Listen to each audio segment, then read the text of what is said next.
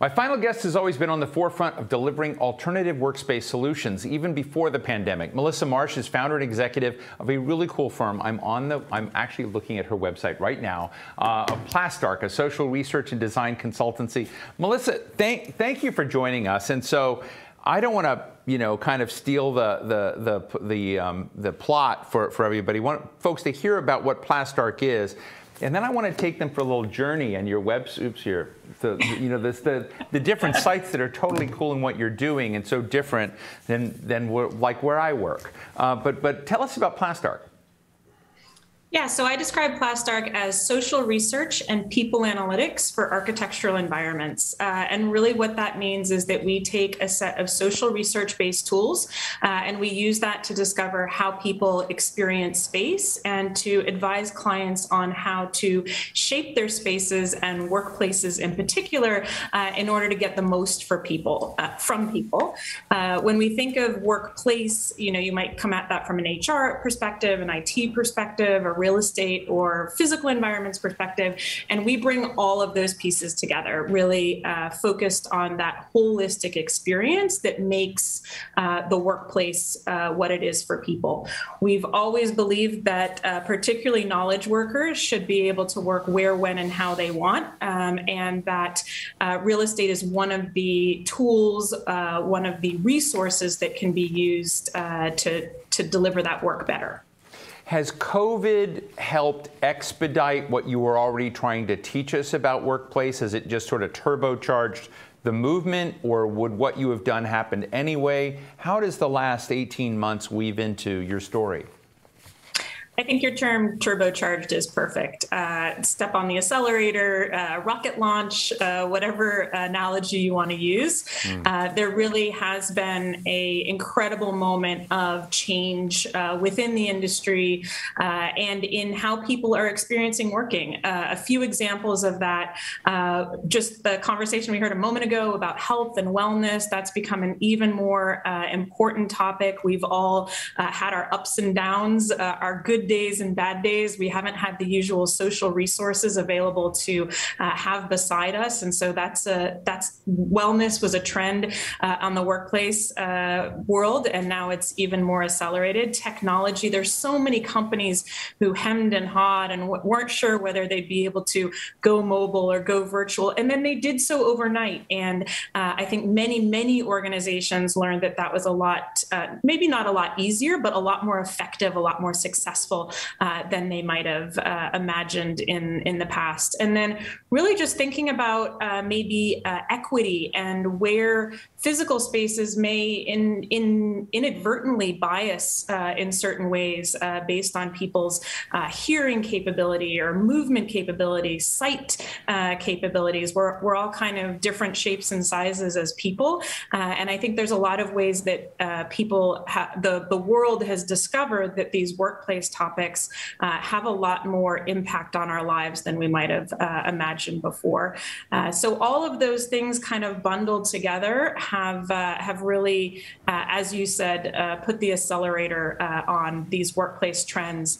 And maybe you could say in the last 18 months, we've done 10 years into the future. But I think many organizations and particularly people in my profession are hoping that we keep moving forward rather than going back to life as we knew it 18 months ago.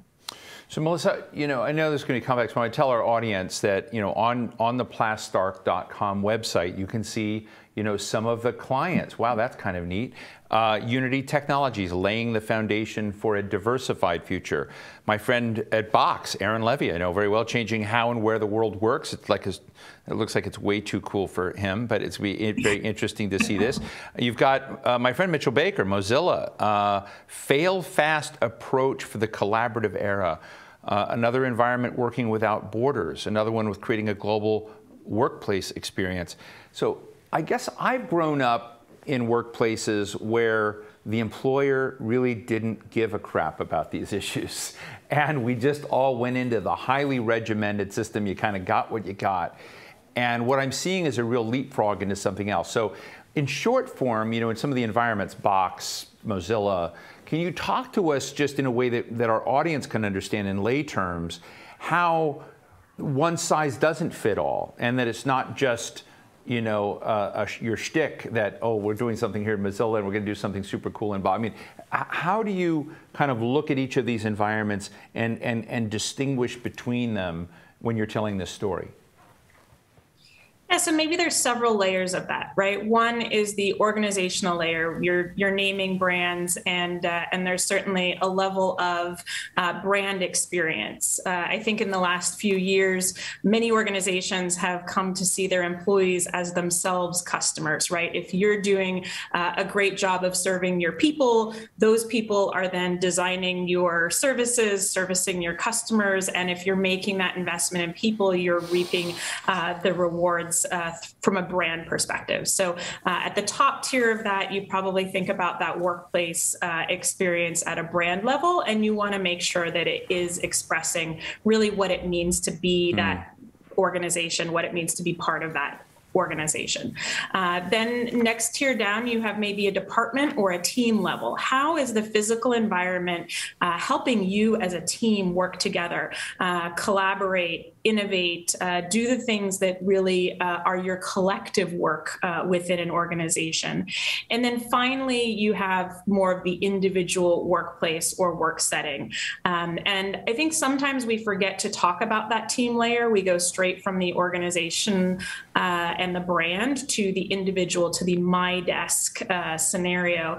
And one of the exciting things about this unique moment in time, and so many people working from home, at least for a period of time, is that maybe we're returning to the workplace, maybe we're not, but we've changed our expectations of what those environments might be. We're maybe a little bit more flexible when we get back to the office, if we might be not owning a desk in the future. But if we're going back to the office for meetings, for interaction, for inspiration, then we might have a lot fewer desks and a lot more collaborative and maybe inspirational space in the future. Melissa, I want to go to an audience question, but before I do that, I want to sneak in one more of my own.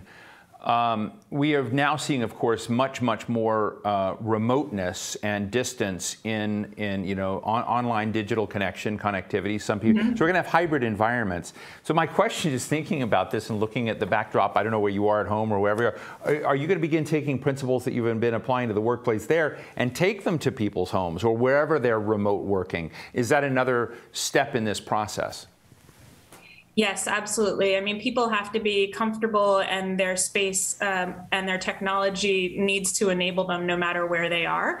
In the past, you mentioned maybe customers or companies were not particularly caring about how people were able to do their work. And I think it's become increasingly obvious that if you set people up for success through technology, through space, through the culture and the community environment, then you're going to have more successful workers. And so we want to make sure that people are being supported in all of those ways.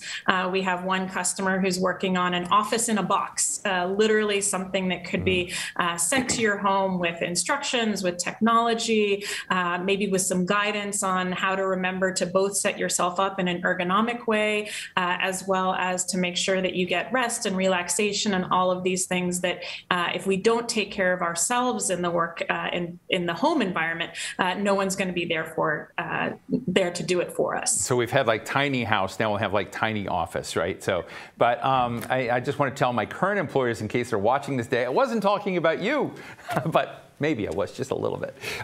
Let's take a question from Ann. Ann?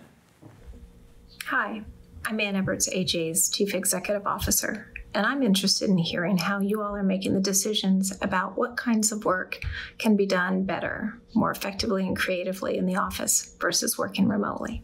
Thank you. Thank you, Ann. Your thoughts, Melissa? Yeah, well, in the previous question, I outlined sort of three layers, the individual layer, the team or department layer, and the organizational layer. And PLASTARC is a people-centric organization. We bring those research and data insights from the people. And so we're starting with that, and that's really our recommendation, is to find out what people, how people are working now, how they've experienced this this unique moment in time, what they'd like to bring to their work going forward. It's not about what people would like necessarily, but really asking them to explore what has made them feel effective, powerful, productive, etc. We've all had an opportunity to experience new types of working, new ways of working, different levels of flexibility. So I really think it's about learning from your organization, again, maybe treating your employees as customers, and then making that the foundation of how you're thinking about what is being done where in the future. I think we also see a wide variety of new management tools where it used to be that people were managed by maybe their manager, their boss, looking over their shoulder at the office. And nowadays, there's quite a few different ways that we can see how people are working, what they're working on, maybe even anticipate if they have a question, even though we're not in the same physical space together. So I think another key component of what gets done where is teaching managers a new set of digital tools that help us be more intuitive and better people managers, even if we're doing so at a distance. Let me ask the non-kumbaya question just because I'm so intrigued with what you do in your work. But I've been talking to a lot of different companies about one of the kind of weird dimensions, silver linings of the COVID for office environments is that a lot of office intrigue, a lot of office gossip has disappeared. That people who have online relationships usually deal with them in a higher quality way. I was also reading Walter Isaacson's book, The Innovators, and reading about these pairs of people, with some of the great innovations we've seen, of people competing with one another, like, and how rivalry and competition drove that, which are other dimensions. So it's easy to talk about collaboration, but I'm just interested in other, dimensions of workplaces, the positive side of not all being on top of each other, or are there dimensions of workplace where actually seeing what somebody else is doing and competing is also in the mindset you're thinking about? Yeah, so there's so much, people are social creatures. We've always heard this. And, it's true. There's certain parts of our brain that benefit from aspects of being together. There's something called mirror neurons where when you see someone do something, you can do it and you're literally mirroring them. And that's all those things are incredibly important. You mentioned competition as much as collaboration. But I think we're just scratching the surface of understanding how those things can be relayed in different ways through the digital environment and the physical environment. And I think depending on your generation, you may have learned more or less in the last 18 months. Maybe there's an opportunity to learn from some of your kids or younger colleagues some new channels of exploration and communication. And I think that it's really about getting that diversity, maybe we say, instead of the hybridity, in terms of what are the channels of information or feedback loop that we're using to make those social relationships. So I'm expecting, I'm an optimist, but my imagined future is that we have all of the good things about the physical office, all of the good things that we've learned about new ways of working together digitally, and that comes together to make our future work environments. We're going to have to get you and Flippy robots together or something. I'm just so fascinated by playing. I love the name, for folks. PLASTARC is, we didn't mention, so a contraction between plastic and architecture, kind of nimbleness, how we kind of break out of our grooves. So Melissa Marsh, founder of PLASTARC, thank you so much for joining us. I love your website and your projects. Put me on whatever list you have, because I'd love to play again. I will do. Thank you so much. That brings us to the end of our program today. A very big thank you to Philip Morris International for its support and to all of you attendees for joining us for these discussions. For any of you who missed the conversations, we're going to have the video up from the event on our website shortly. I'm Steve Clemons. Thank you and be well.